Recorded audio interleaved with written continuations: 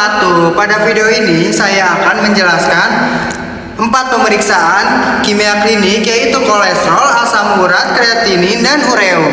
Meliputi prinsip, metode, akurasi, dan posisi, cara mendapatkan hasil yang baik, pencegahan kesalahan, faktor pengganggu, kendala metode, serta kesimpulannya, kelebihan, dan kekurangannya masing-masing metode.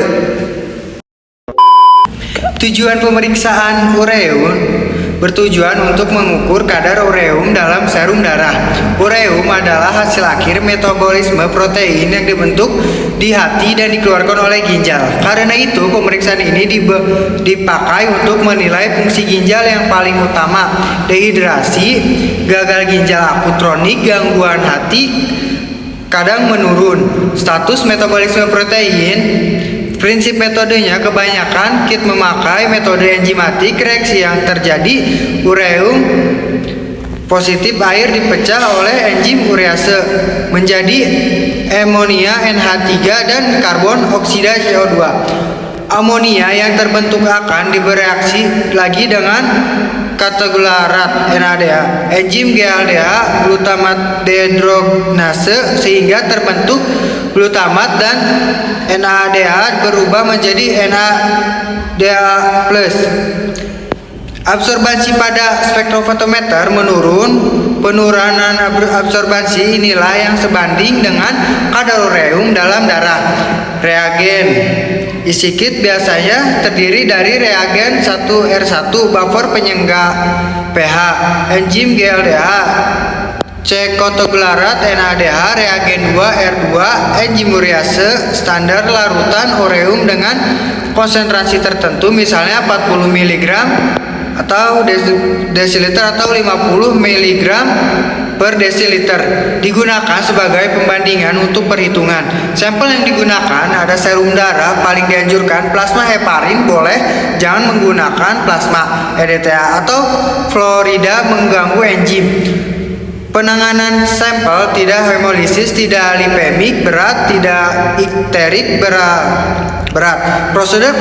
Prosedur pemeriksaan umum: siapkan 3 tabung belangko standar sampel, tambahkan reagen sesuai volume kit, biasanya R1 terlebih dahulu, tambahkan serum atau standar.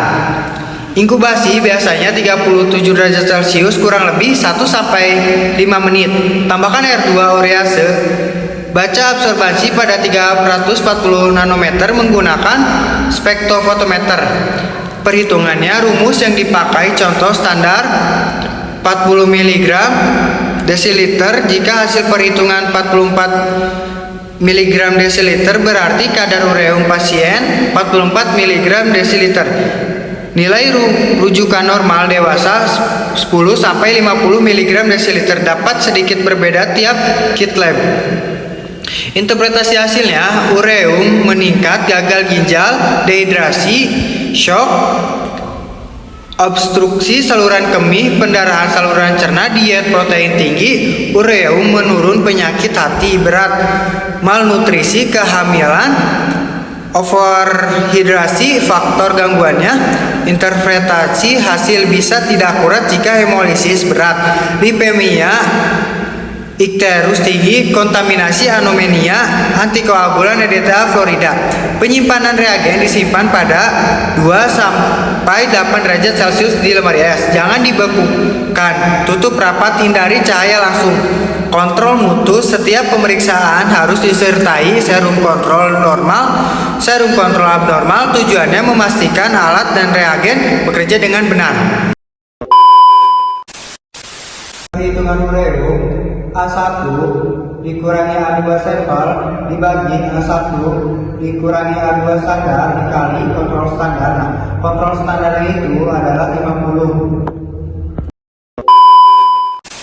Kolesterol, metode CHOD-POD. Prinsip pemeriksaan kolesterol ester: dihidrolisis oleh kolesterol esterase menjadi kolesterol bebas. Kolesterol bebas dioksidase oleh kolesterol oksidase menghasilkan H2O2. H2O2 bereaksi dengan fenol dan 4 aminotripnin oleh enzim peroksidase membentuk warna merah. Quinomin intensitas warna sebanding dengan kadar kolesterol. Parameternya, panjang gelombang 505 nanometer, metodenya endpoint, spesimennya serum atau plasma. Faktor pengganggunya, hemolisis bilirubin tinggi dan lipemia. Kendala metode, hasil cepat, bias pada sampel sangat lipemik. Dan di sini ada nilai normalnya buat laki-laki 0,70 sampai 120 mg per desiliter, perempuan 0,50 sampai 0,90 mg desiliter. Buat rumus kolesterol itu adalah absorbansi sampel dibagi absorbansi standar dikali kontrol standar. Kontrol standarnya itu adalah 200 mg per desiliter. Pemeriksaan asam urat digunakan untuk mengetahui kadar asam urat dalam darah serum. Asam urat menggunakan hasil akhir metabolisme purin dari makanan seperti jeroan, daging merah, seafood, dan kacang-kacangan. Prinsip metodenya, sebagian besar kit menggunakan metode enzimatik urinase, peroksidase, PAP trinder. Reaksi yang terjadi, asam urat dioksidasi oleh enzim urikase menghasilkan alantoin plus H2O2. H2O2 kemudian bereaksi dengan aminofenajon, fenol, enzim peroksidase POD sehingga terbentuk zat warna merah. Quinemin, semakin tinggi kadar asam urat, warna semakin merah. Absorbansi meningkat pada spektrometer 520 nanometer. Reagen isi kit, reagen kerja biasanya mengandung buffer pH kurang lebih 7 sampai 8, enzim urikase, enzim peroksidase POD, aminofenajon, fenol, standar larutan asam urat dengan konsentrasi tertentu, biasanya 6 mg desiliter atau 8 mg desiliter. Sampelnya di sini ada sampel yang digunakan serum darah utama, plasma heparin, boleh hindari plasma EDTA, plasma oksalat. Sampel hemolisis berat, pasien sebaiknya puasa 8-10 jam agar hasil lebih stabil.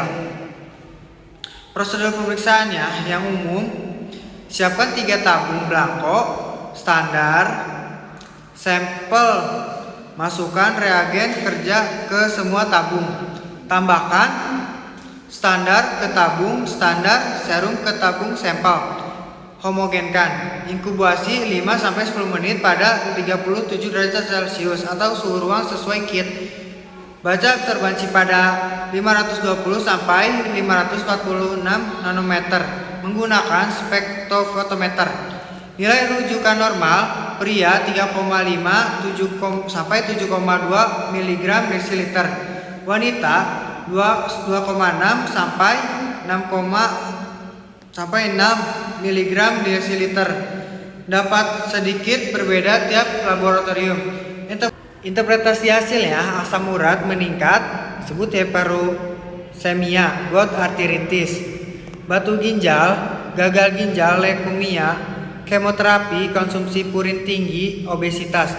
Asam urat menurun, penyakit hati berat, terapi allopurinol, berlebihan, malnutrisi. Penyimpanan reagen simpan pada 2-8 derajat Celcius. Jangan dibekukan, hindari sinar matahari langsung. Tutup botol rapat setelah dipakai. Buat perhitungan asam urat adalah absorbansi sampel dibagi absorbansi standar dikali kontrol standarnya itu adalah 6. Penjelasan ketinsel kreatin. Pemeriksaan kreatin serum digunakan untuk menilai fungsi ginjal. Kreatin merupakan hasil akhir metabolisme otot yang diekspresikan melalui ginjal, sehingga peningkatan kadarnya menunjukkan gangguan filtrasi ginjal. Kit kreatin MR digunakan untuk pemeriksaan kreatinin secara kuantitatif pada serum plasma dan urin. Prinsip pemeriksaannya, metode Medvedev kinetik berdasarkan reaksi kreatin dengan asam pikrat dalam suasana alkali. Pembentukan warna merah oranye perubahan absorbansi diukur secara kinetik sehingga interferensi zat non-kreatin dapat dikurangi intensitas warna sebanding dengan kadar kreatin. Pembacaan dilakukan pada panjang gelombang kurang lebih 452-520 nanometer. Komposisi reagen ya. Kreatin reagen asam pikrat dan buffer alkali. Kreatinin standar reagen siap pakai. Disimpan pada suhu 8 derajat 28 derajat Celcius 2 sampai 8 derajat Celcius.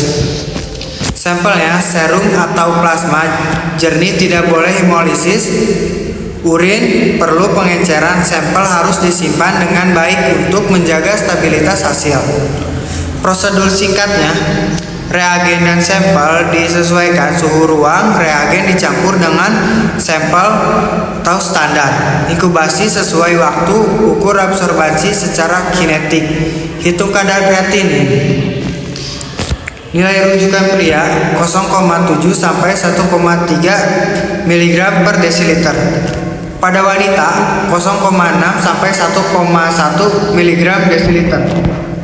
Interpretasinya, metode Medvedev dipengaruhi glukosa, bilirubin, asam askorbat, badan keton dan protein, meskipun metode kinetik dapat menguranginya.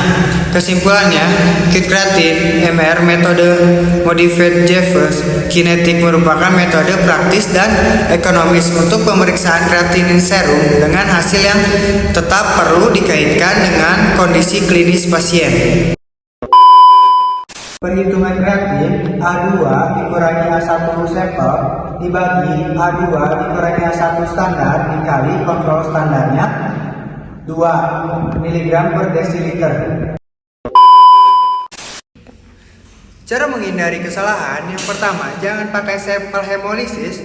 Nolkan alat dengan blanko. Kuvet harus bersih dan kering. Jangan tertukar reagen. Tutup reagen segera. Baca absorbansi tepat waktu. Faktor pengganggu interferensi pemeriksaan.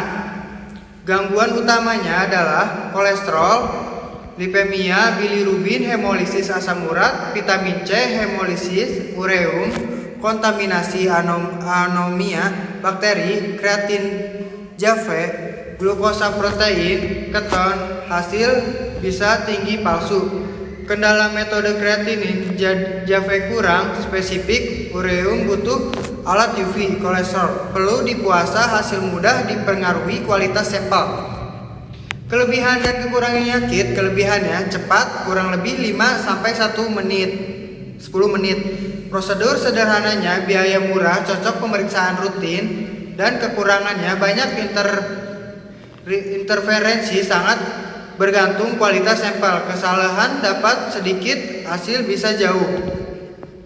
Dan kesimpulannya, pemeriksaan kolesterol, asam urat, ureum, dan kreatinin digunakan untuk menilai metabolisme tubuh dan fungsi ginjal. Hasil yang akurat sangat bergantung pada kualitas sampel, ketepatan prosedur, serta kalibrasi alat. Metodenya mudah dan cepat, tetap masih memiliki gangguan terutama pada kreatinin metode Jave.